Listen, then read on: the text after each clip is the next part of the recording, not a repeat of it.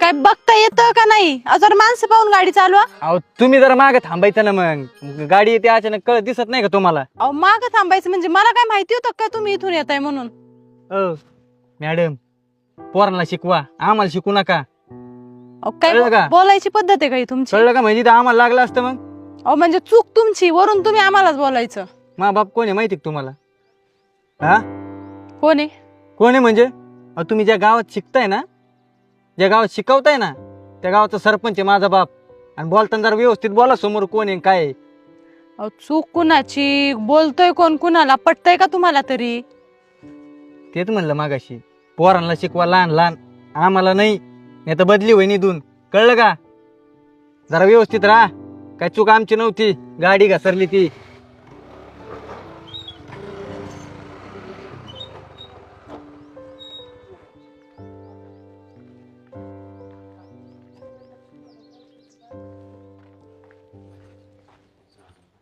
मावशी, सरपंच साहेब आहेत का? हो आहेत ना. काम होतं, जरा बोलवता का? आहो आहो येता का बाहेर जरा? काय झालं मॅडम, काय काम होतं? नाही काही नाही, मी आता शाळेतून येत होते. हा. तुमच्या मुलांनी मला गाडी आडवी मारली, मग माझ्या पायावर गाडी जाता जाता राहिली आणि मी बोलले तर उलट मलाच बोलला तो. अहो लहान आहे, जाऊन द्या. तुम्ही काय मनावर घेता एवढं? तुम्हाला लागलं नाही ना? अहो पण असं नसतं. काय झालं मॅडम? अहो काही नाही, मी आता शाळेतून येत होते आणि तुमच्या मुलांनी मला गाडी आडवी मारली आणि मी त्यांना त्यांची चूक सांगत होते, तर ते उद्धटपणे मलाच बोलले उलट. मग तेच म्हणलं तुमच्या कानावर घालावं. काय तुम्ही गावचे प्रथम नागरिक आहे, तुमचा मुलगाच जर गावात असं वागत असेल आणि तुमच्या नावाखाली दम सुद्धा दिलाय मला, मी जास्त बोलले तर माझी बदली करेल इथून म्हणून. असं बोलला तो? हो, अक्षय, तुम्हाला माहिती पाहिजे तुमच्या मागं असं बोलतात म्हणून आले मी. काय माहितीये का मॅडम, पहिली गोष्ट, शिक्षक असो नाही तर कोणी असो, महिलेशी माणसानी मान सन्मानानेच बोललं पाहिजे. का हो पप्पा? तू मॅडमला काय बोलला होता का? काय नाही, आपलं सहज अशी गाडी आडवी आली, जरा गडबडीत होतो, बोलला असेल एखादा शब्द. लाज नाही वाटत का तुला? हा, तू शांत राहा. माफी माग त्यांची आधी, माफी माग. मॅडम चुकलं माझं, मला माफ कर. बाप सरपंच जरी असला ना, तरी शिक्षक हा बापापेक्षा मोठा असतो मानाने. कारण की बाप फक्त 5 वर्ष गावात सरपंच असतो, शिक्षक हा 10, 12, 15 पिढ्या गावातल्या घडवत असतो. तेव्हा त्यांच्याशी मान सन्मानाने बोलायला शिक. आणि काय माहितीये का, सरपंच पद हे बापाला लोकांनी दिलेलं आहे. बापानी भीक मागून मतं गोळा केलेली आहेत. तेव्हा त्या लोकांचा मान ठेवायला शिका. हा, पळा. चला येते मी. मॅडम, मुलाचं काय चुकलं असेल तर माफी मागतो. त्याच्या वतीने आम्हाला माफ नाही करा. तुम्ही नका माफी मागू, फक्त नीट व्यवस्थित बोलायला शिकवा, बस झालं तेवढंच. चल. चला.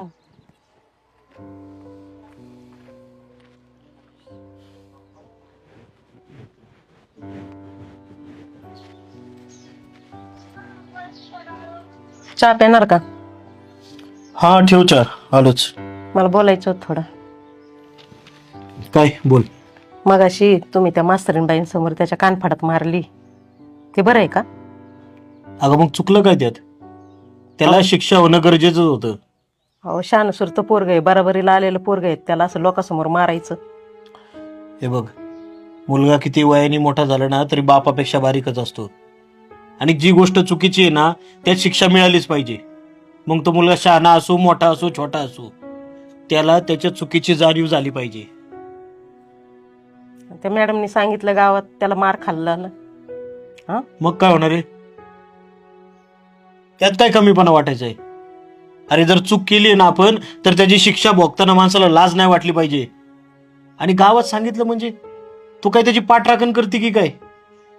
अगं चुकलाय तुझा मुलगा, जी गोष्ट चुकीची आहे ना त्याला चूक म्हणलंच पाहिजे. भले तो आपला मुलगा असू नाही तर दुसऱ्याचा मुलगा असू. पण त्याला कमीपणा वाटेल ना. मग कमीपणा वाटेल म्हणजे तो कोण आहे असं मोठं? हा, का सरपंचाचा मुलगा आहे म्हणून सगळं माफ आहे काय त्याला?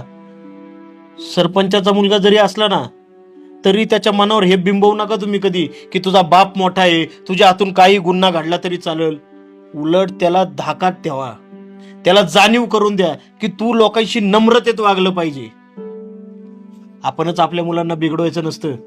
मन कठोर करायला लागलं ना तरी चालेल, पण त्यांच्या चुकीची जाणीव त्याला झाली पाहिजे. अहो शिक्षक म्हणजे आज कोण आले? गुरुजन आली ते. त्यांना तुम्ही असं बोलताय उलट पालट, आणि ही शिकवण देणार का तू मुलांना? उलट बोललं तरी चालतंय, तू सरपंचाचा मुलगा आहे. आईची माया कुठेही उपयोगाची नाही. वेळ प्रसंगी चुकीला चूक म्हणलंच पाहिजे मुलांच्या.